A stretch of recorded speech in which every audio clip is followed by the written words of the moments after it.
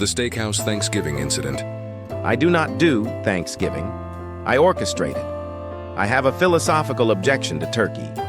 It is a dry, avian disappointment that monopolizes oven space for 6 hours, only to taste like savory cardboard. For the last 5 years, I have hosted Steakhouse Thanksgiving. This isn't a dinner, it is a logistical operation.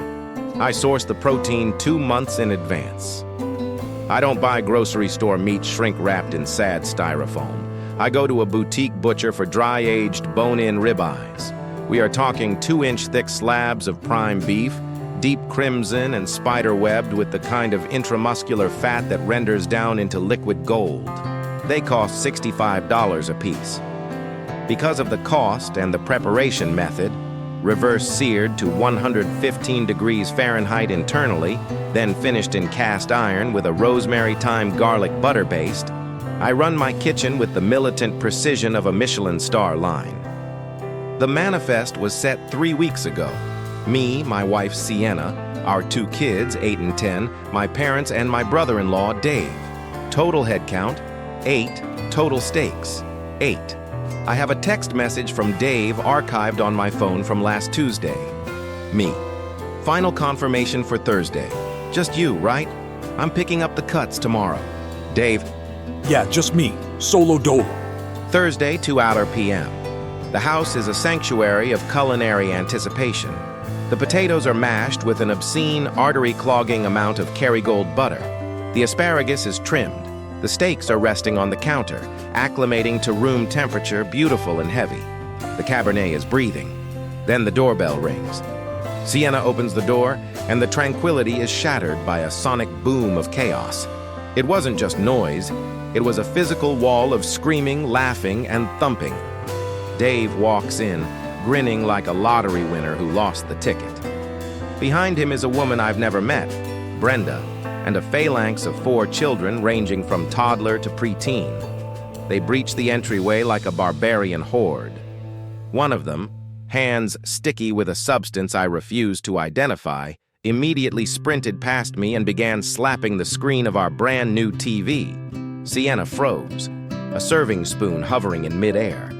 My mother, glass raised halfway to her lips, stared with eyes wide enough to show white all around the irises. I grabbed Dave by the elbow, hard, and dragged him into the kitchen. The airlock of the pantry door swung shut behind us. Dave, I said, my voice a low, controlled rumble. Explain. Oh! He said, his volume knob broken off at maximum. This is Brenda. We've been seeing each other for a few weeks and her crew. I figured we'd make it a big family party. More the merrier, right? I stared at him. Dave, I have 8 steaks. I have 8 place settings. You put in writing that it was just you. He waved a hand, leaning casually against the counter, inches from the resting meat. It's fine, bro. Just throw some more potatoes in the pot. We can squeeze in. The kids aren't picky. It is not about the potatoes, Dave. It is about the physics of the protein. I cannot undergo cellular mitosis on 5 dry-aged ribeyes. These were special orders. He actually rolled his eyes. The audacity was breathtaking. So just cut them in half, or give them yours. You're the host, figure it out, stop being such a Karen about it. It's a holiday. That was the snap. He expected me to take my culinary masterpiece, and the meals intended for my wife and parents, and butcher them into thin, graying slivers because he wanted to impress a woman he'd been dating for 3 weeks. He wanted me to subsidize his lack of planning with my dignity. I looked at Dave. I looked at the magnificent marbling of the steaks. Then I looked at the pantry where the emergency rations lived. You're right, Dave, I said. A cold calm washed over me. I'll figure it out. I walked back into the living room. The vibe was apocalyptic. Brenda was standing by the coat rack, looking mortified. She was actively trying to wrangle her youngest, who was attempting to climb my father's leg like a tree. I am so sorry, Brenda said, her voice tight with stress. Dave told me this was a big casual potluck and that he'd cleared it with you days ago. I didn't know it was a sit-down dinner. It's fine, Brenda, I lied, offering a warm customer service smile. We're a little tight on space, but we adapt. I went to the garage and dragged in the old wobbling card table.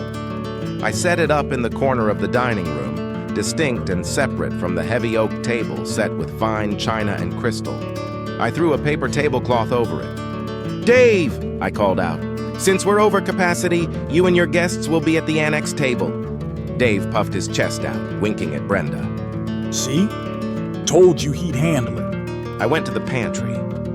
Deep in the back, behind the artisanal pasta and the truffle oil, I found it.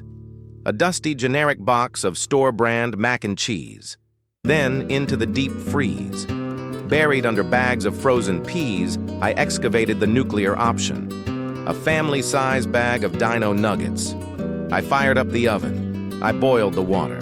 While the nuggets baked, filling the kitchen with the scent of processed breading, I seared the steaks. The contrast was violent. The kitchen filled with the intoxicating aroma of searing beef fat, blooming rosemary, and garlic butter. It smelled like victory. When the timer dinged, I plated the sides. Then I called everyone to dinner. My parents, Sienna and my 2 kids, sat at the main table. Brenda and her 4 children sat at the wobbly card table. Dave, looking slightly confused but still arrogant, sat at the head of the card table on a folding metal chair.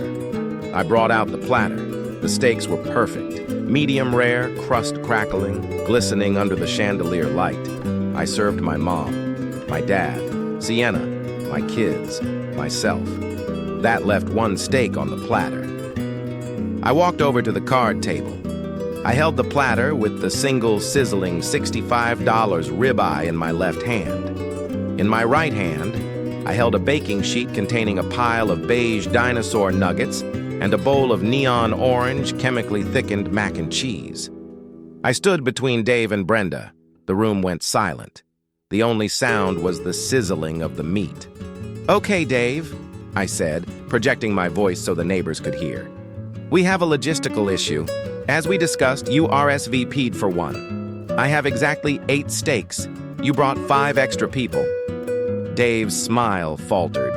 He looked at the steak, then he looked at the nuggets. "So," I continued, my voice dripping with faux sympathy, "I have 1 ribeye left, and I have the kids' special. You're the man of the hour, Dave. You make the call. Do you want to give this ribeye to your date, Brenda? Or are you taking the steak for yourself?" The silence stretched. It was heavy, suffocating. Brenda turned to look at him. Her eyes were wide, pleading. She was waiting for the performance. She was waiting for him to laugh, point to the nuggets and say, "Don't be silly. Give the lady the steak. I'll eat the dinos." Dave looked at Brenda. Then he looked at the steak. I saw his nostrils flare as he inhaled the scent of the rosemary butter. The lizard brain took over. "Well?" Dave stammered, shifting in his folding chair, avoiding Brenda's eyes. "I mean, it is my favorite meal, and, Brenda actually likes chicken, right, babe? The kids love nuggets." He reached out and took the steak plate from my hand. "I'll take the steak." You could feel the air leave the room. It wasn't just awkward, it was the death of a relationship captured in real time. Brenda stared at him, her face going slack. The humiliation wasn't red, it was pale. "Excellent choice," I said. I placed the baking sheet of nuggets and the bowl of orange sludge in front of Brenda. "Sorry, Brenda," he insisted. The meal that followed was a study in sociological horror. At the main table, we ate like kings. At the card table, Dave sawed into his ribeye, the juices running onto his chin, oblivious to the atmosphere. Beside him, Brenda quietly dipped a dinosaur-shaped piece of processed chicken into ketchup, chewing mechanically. She didn't look at him. She stared at the wall, her jaw tight enough to snap iron. The funniest part? Her kids were thrilled. They loved the nuggets. They were having a blast. But Brenda sat there eating a T-Rex, watching Dave eat a culinary masterpiece that he chose over her dignity. As soon as the last nugget was consumed, Brenda stood up. She didn't clear her plate. "Thank you for feeding us." She said to me and Sienna. Her voice was trembling, but her eyes were hard. "I am so sorry for the intrusion. I was lied to." She marched the kids to the door. Dave scrambled up, his mouth still greasy with beef fat, looking like a panic-stricken golden retriever who just realized he's going to the vet. Babe! Babe! Wait! Where are you going? We haven't had pie! The door slammed shut. The silence that followed was absolute. My dad exhaled a breath he'd been holding for 40 minutes. Well, He said, pouring a heavy glass of wine. that was instructive. The real satisfaction came 2 hours later. Sierra's phone buzzed. A text from Brenda. She didn't just apologize, she unloaded. Apparently, Dave had been talking up his family's wealth for weeks. He had told her he was taking her to a high-end private chef experience for Thanksgiving to show her how he lived. He used my house, my cooking, and my money to cosplay as a provider. When forced to choose between maintaining that lie or feeding her a quality meal, he chose his own stomach. The illusion didn't just shatter, it was pulverized by a dinosaur nugget. She broke up with him before they hit the highway. Then, my phone buzzed. Dave. You really hung me out to dry, man. You made me look cheap. I can't believe you put me on the spot like that. I didn't argue. I didn't type out a lecture on etiquette. I simply took a screenshot of his text from Tuesday. Yeah, just me, solo dolo, and sent it back to him. Then I blocked him. I looked around my clean kitchen. The wine was excellent. The leftovers were packaged, and the people who respected me were full. Dave might have eaten a steak tonight, but considering it cost him his relationship, his dignity, and his invite to Christmas, I'd say he paid full market price.